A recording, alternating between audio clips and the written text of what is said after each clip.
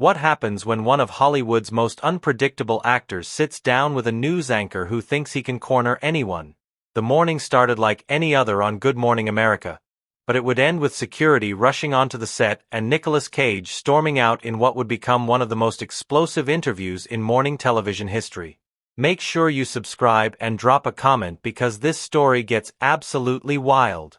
The green room at Good Morning America buzzed with its usual pre-show energy. Producers shuffled between coffee stations and clipboard consultations while makeup artists made final touches on the day's guests. Nicolas Cage sat quietly in the corner, methodically going through what appeared to be handwritten notes. His publicist, a sharp-dressed woman named Miranda, paced nearby while speaking in hushed tones to a production assistant. "Mr. Cage is here to discuss his upcoming film and his recent charitable work with veterans," Miranda explained for the third time. "Nothing controversial, nothing personal, just the project and the charity work." The production assistant nodded enthusiastically. "Absolutely. We've got it all mapped out." George is really excited about the interview, but George Stephanopoulos had other plans. In his private office, he was reviewing a different set of notes entirely. His assistant had compiled a thick folder of tabloid stories, legal documents, and financial records. George flipped through pages detailing Cage's past tax troubles, his multiple marriages, and what some critics called his erratic career choices. "This is good material," George muttered, highlighting sections with a yellow marker. "Real journalism means asking the hard questions." His assistant shifted uncomfortably. "Sir, the publicist was very clear about the boundaries. They want to focus on the new film and his veterans' charity." George looked up with a cold smile.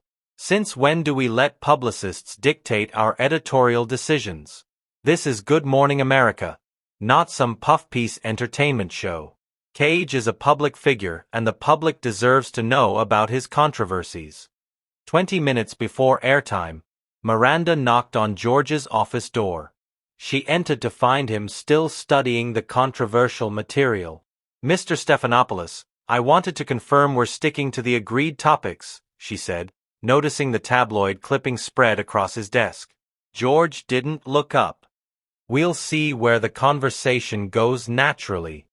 "I'm sorry, but that's not what we discussed.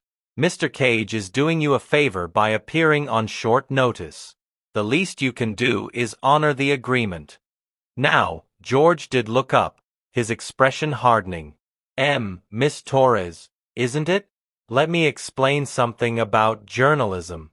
We don't make agreements that compromise our integrity. If Mr. Cage has issues with honest questions, perhaps he shouldn't do interviews." Miranda's voice remained professional but firm. "There's a difference between honest journalism and ambush tactics. Nicolas is here in good faith." "And so am I," George replied, gathering his papers. "If you'll excuse me, I have a show to prepare for." The tension was palpable. As Miranda returned to the green room, she found Nicolas examining his reflection in a small mirror, adjusting his tie with the careful precision he brought to everything. "How are you feeling?" she asked, though her concern was evident. Nicolas turned to her with that distinctive intensity in his eyes. "I'm always ready for whatever comes. That's what this business teaches you. Adaptability." George seemed a little, eager when I spoke to him. Nicolas raised an eyebrow. "Eager how?" Before Miranda could answer, a production assistant appeared. "Mr. Cage, we're ready for you on set." The walk from the green room to the Good Morning America set felt longer than usual. Stage lights blazed overhead while cameras tracked their movements. The iconic desk sat center stage with George already positioned behind it, shuffling through his notes one final time. His smile was bright for the cameras, but something calculating lurked behind his eyes. Nicolas took his seat across from George, adjusting his microphone with practiced ease. The countdown began, and George's demeanor shifted into his familiar television persona. "Good morning. I'm George Stephanopoulos. And joining me now is Academy Award-winning actor Nicolas Cage." The cameras rolled, capturing George's professional smile. Nicholas, thank you for being here. Thank you for having me, George. Always a pleasure. George's smile widened slightly. So, let's talk about your new film. But first, I have to ask. You've had quite a journey in Hollywood. Some might say a roller coaster ride. Nicholas maintained his composure. Every actor's career has its peaks and valleys. That's the nature of creative work, right? But your valleys have been quite public, haven't they? The financial troubles, the tax issues, some questionable film choices. The studio fell noticeably quieter. Camera operators exchanged glances, and Miranda stepped forward from the wings, her face tight with concern. Nicholas leaned back slightly, his expression cooling. George, I thought we were here to discuss my current project and my work with veterans. George pressed on, consulting his notes. We'll get to that, but our viewers are curious about the real Nicolas Cage. You've made headlines for reasons beyond your acting, the multiple marriages, the exotic purchases, the legal battles. I think you're mistaken about the nature of this interview, Nicholas replied, his voice taking on an edge that anyone familiar with his films would recognize. George's eyes lit up as if he'd found his opening. Come on, Nicholas. You're a public figure. These are legitimate questions. Don't you think your fans deserve transparency? The air in the studio grew thick with tension. Nicholas shifted in his chair, and for a moment, his famous intensity flickered across his features like lightning behind storm clouds. What I think, Nicholas said slowly, is that there's a difference between journalism and exploitation.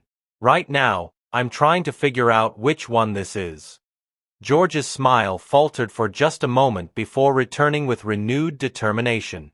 He leaned forward, treating Nicholas's pushback as an invitation to dig deeper rather than a warning to back off. Exploitation. That's a strong word, Nicholas. I'm simply asking questions that any responsible journalist would ask. For instance, you filed for bankruptcy.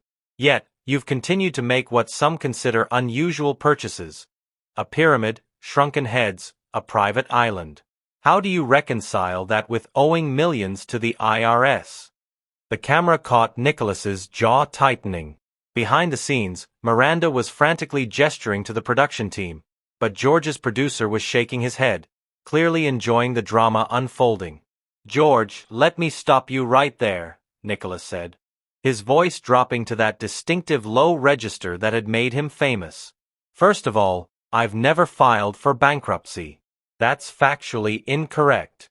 Second, my personal finances, my purchases, my private life. These aren't topics I agreed to discuss. George consulted his notes again, a theatrical gesture designed to suggest he had damning information. But Nicholas, when you owe taxpayers money, doesn't that make your spending habits a matter of public interest? I have documents here showing you spent $200,000 on a rare comic book while dealing with tax liens. Documents. Nicholas's eyebrows shot up. What documents? Did you hire a private investigator to dig through my financial records? Because that would be interesting. The question caught George off guard. His confident demeanor wavered slightly. These are publicly available court filings.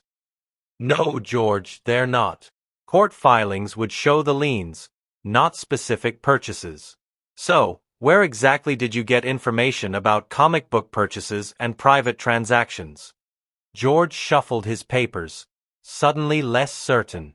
Our research team is very thorough. Your research team or your tabloid contacts? Nicholas pressed. Because it sounds like you've been buying information from sources that have no right to sell it. The studio audience, initially entertained by the conflict, began to sense something darker in George's tactics. Whispers rippled through the small crowd of staff and guests. George tried to regain control. Nicholas, I think you're deflecting from the real issues here. You've made choices that have put you in financial jeopardy, and yet you continue to live extravagantly. Extravagantly? Nicholas's voice rose slightly. George, do you know what I did last month? I visited wounded veterans at Walter Reed Medical Center. Not for cameras. Not for publicity. I spent my own money to bring gift packages to soldiers who sacrificed their bodies for this country. But that's not the story you want to tell, is it? George's producer was now signaling frantically from behind the cameras, but George ignored him. That's admirable, Nicholas. But it doesn't address the financial irresponsibility. Financial irresponsibility? Nicholas stood up partially, his hands gripping the arms of his chair. Let me tell you about financial responsibility, George. I've employed hundreds of people throughout my career. Crew members, assistants, drivers, security, housekeepers, people with families who depend on the work I create. When I take a role, even in a film you might consider beneath me, I'm not just earning money for myself. I'm creating jobs. George sensed he was losing the narrative and decided to go for what he thought would be a knockout punch. But Nicholas, let's talk about some of those roles. The Wicker Man, Ghost Rider, Spirit of Vengeance, films that many critics called career lows. Were you just taking any role for the paycheck? The question hung in the air like a loaded weapon. Nicholas stared at George for a long moment, and everyone in the studio could feel the temperature drop. Did you just insult my work, George? I'm asking about your artistic choices. No, you're not. You're repeating lazy criticism from people who've never stepped onto a film set. You're regurgitating opinions from bloggers who think they understand the craft of acting. George tried to maintain his composure. Critics and audiences both panned several of your recent films. Nicholas's eyes narrowed. George, have you ever acted? Have you ever stood in front of a camera and tried to bring a character to life? Have you ever worked 18-hour days in desert heat or winter cold to create something for people's entertainment? No. But I don't need to be an actor to evaluate performances. Actually, you do need to understand the craft to judge it fairly. Every role I take, I give everything I have. Whether it's a big-budget studio film or an independent project, I commit completely. That's what professionalism means. George's confidence was cracking, but he pressed on. But surely you can admit that some of your choices were motivated more by financial necessity than artistic vision. Nicholas leaned forward, his intensity now fully engaged. Let me explain something to you about artistic vision, George. Sometimes the most interesting work comes from unexpected places. Some of my most challenging and rewarding roles have been in films that didn't get big marketing campaigns or awards attention. Real artists don't just chase prestige projects. So, you're saying financial pressure had nothing to do with it? I'm saying that's none of your business. My motivations, my artistic process, my financial decisions, they're not subject to your amateur analysis. The word amateur hit George like a slap. His professional pride, built over decades in journalism, couldn't tolerate being questioned by an actor. Amateur? Nicholas, I've been doing journalism longer than you've been making movies. I've interviewed presidents, world leaders, Nobel Prize winners. And yet here you are ambushing guests with tabloid questions and personal attacks. Tell me, George, when you interviewed those presidents, did you spend the interview asking about their personal purchases and criticizing their career choices? George's face was reddening. This is different. You're an entertainer. I'm an artist. And more importantly, I'm a human being who deserves basic respect, which apparently you don't understand. The cameras captured every moment of the escalating tension. George's producer was now making cutting motions across his throat, but George was too invested in the confrontation to back down. Respect is earned, Nicholas, and frankly, some of your behavior over the years has been difficult to respect. The studio went dead silent. It was the kind of moment that would be replayed endlessly on social media and morning show retrospectives. Nicholas stared at George with the same intensity he brought to his most memorable film roles. My behavior? Nicholas's voice was dangerously quiet. George, what exactly about my behavior do you find disrespectful? The fact that I work constantly? The fact that I support charities? The fact that I create jobs for people? Or is it just that I don't fit your narrow definition of how a celebrity should act? George realized he had pushed too far, but his ego wouldn't let him retreat. Instead, he doubled down with the desperation of someone who knew he was losing control of his own show. Nicholas, I think viewers can judge your behavior for themselves. The public outbursts, the bizarre interviews over the years, the unconventional lifestyle choices. Unconventional lifestyle choices? Nicholas's voice carried a dangerous edge. George, you mean the fact that I'm passionate about my work? That I don't give cookie-cutter answers in interviews? That I actually care about the art I create instead of just going through the motions? I mean, the erratic behavior that's been documented extensively. Nicholas stood up completely now, his full presence commanding the studio. Documented by who? Tabloid photographers, gossip bloggers, people who make money by twisting normal human moments into sensational stories. George fumbled with his papers, clearly unprepared for this level of pushback. There are multiple sources. Multiple sources of garbage, George. You want to talk about erratic behavior? Let's talk about your behavior right now. You invited me here under false pretenses. You've spent this entire interview attacking my character instead of discussing the topics we agreed on. And now you're doubling down instead of showing basic human decency. The cameras captured every word, every gesture, every moment of what was becoming a masterclass in how an interview could go completely wrong. George's producer was frantically trying to get his attention, but George was locked in a battle of wills he couldn't win. I'm doing my job as a journalist, George insisted, his voice rising defensively. No, you're not. You're being a bully with a platform. There's a difference between journalism and harassment. And right now, you're firmly in harassment territory. George's face was now visibly flushed. I resent that characterization. I don't care what you resent, George.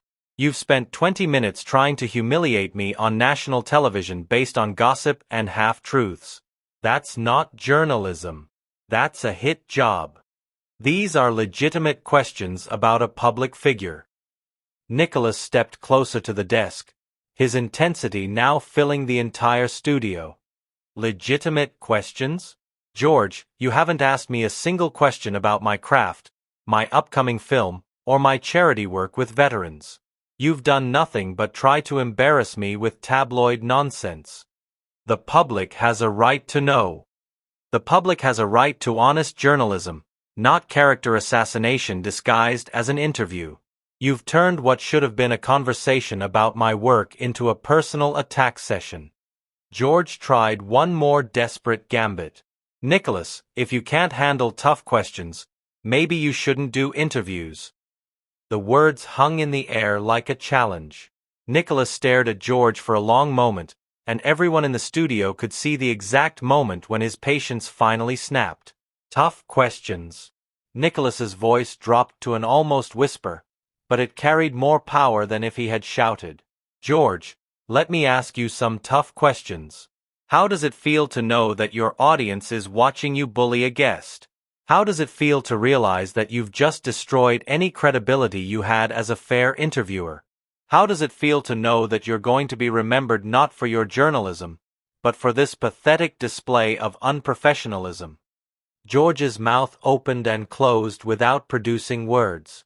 The studio was so quiet that the hum of the cameras seemed loud. Nicholas continued, his voice gaining strength. You want to know about my behavior, George? Here's my behavior. When someone shows me disrespect, I call it out. When someone tries to ambush me, I don't just sit there and take it. When someone mistakes me for a pushover, I educate them. Nicholas, I think we should take a commercial break, George finally managed to say. Oh, now you want a break? After you've spent half an hour trying to destroy my reputation on live television? I don't think so, George. We're going to finish this conversation right here, right now. The cameras kept rolling as Nicholas placed both hands on George's desk and leaned forward. His presence was overwhelming, filling the frame completely. You invited me here to discuss my work and my charity efforts. Instead, you've tried to turn this into some kind of tabloid ambush. You've questioned my professionalism, my finances, my personal life, and my artistic choices. You've done everything except treat me with basic human respect. George was now visibly sweating under the studio lights. Nicholas, I'm just doing my job. Your job is to inform the public, not to attack your guests. Your job is to ask fair questions, not to regurgitate gossip. Your job is to be a professional journalist, and you failed spectacularly at that today. Behind the cameras, security personnel were moving closer to the set, sensing that the situation was spiraling beyond anyone's control. Miranda had her phone out, presumably calling someone for backup. Nicholas straightened up, his decision made. You know what, George? I've given you more of my time and energy than you deserve. I came here in good faith to talk about meaningful work, and you've turned it into a circus. Where are you going? George asked, panic creeping into his voice as he realized his interview was about to end in disaster. I'm going somewhere where people understand the difference between journalism and harassment, Nicholas replied, removing his microphone with deliberate precision. I'm going somewhere where my work is respected instead of mocked, where my charity efforts are acknowledged instead of ignored, where I'm treated like a human being instead of a target. George made one final desperate attempt to salvage the situation. Nicholas, wait. Let's start over.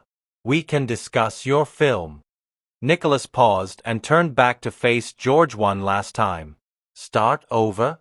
George, you don't get to start over after you've shown your true character. You don't get to pretend this was all a misunderstanding after you've revealed exactly who you are. The actor's voice carried a finality that everyone in the studio could feel. You had an opportunity to have a meaningful conversation with someone who's dedicated his life to entertaining people and helping veterans. Instead, you chose to be petty, vindictive, and unprofessional. That's on you, not on me. With that, Nicolas Cage walked off the set of Good Morning America, leaving George Stephanopoulos sitting alone at his desk with dead air and the realization that he had just created one of the biggest interview disasters in morning television history. The cameras captured every second of his stunned expression as security escorted Nicholas toward the exit. The studio remained eerily quiet as George stared at his notes, finally understanding the difference between tough journalism and character assassination. But by then, it was far too late to undo the damage he had inflicted on both his guest and his own reputation. So, there you have it.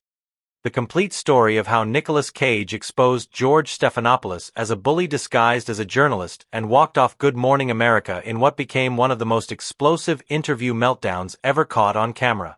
What do you think George should have done differently? Subscribe and let me know in the comments below.